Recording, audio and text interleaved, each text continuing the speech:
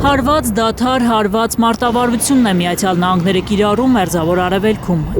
Ռազմական փորձագետները նկատում են, որ հարվածներ հասցնելուց հետո ընդմիջում են անում ամերիկացիները,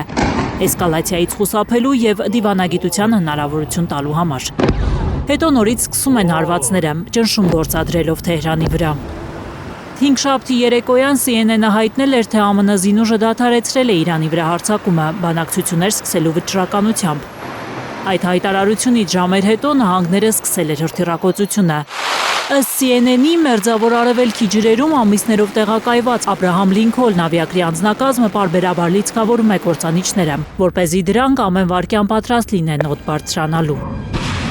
Նահանգները հայտարարել է Իրանի ափամերձ գոտում ևս 90 ռազմական օբյեկտների, հոբ համակարգերի, ԱԹՍ-ների, հրթիռների պահեստների, լոգիստիկ ենթակառուցվածքների թիրախավորման մասին։ Ըստ իրանական կողմի այդ հարվածներից 14 մարդ է զոհվել, գրեթե 80 վիրավորի մասին է հայտնի։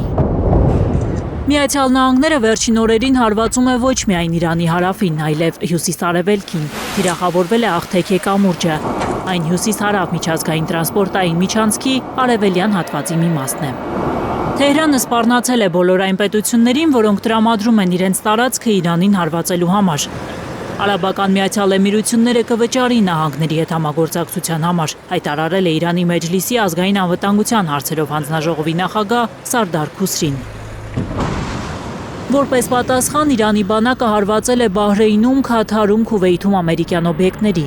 Միայն 10 բալիստիկ հրթիռ Թեհրանն արձակել է Հորդանանի Ազրակ ռազմաբազայի ուղղությամբ։ Հորդանանի պետական լրատվական գործակալությունը հայտարարել է, որ արձակված հրթիռներից 8-ը ոչնչացրել են։ Գաნა Մովսիսյան, Հայլուր։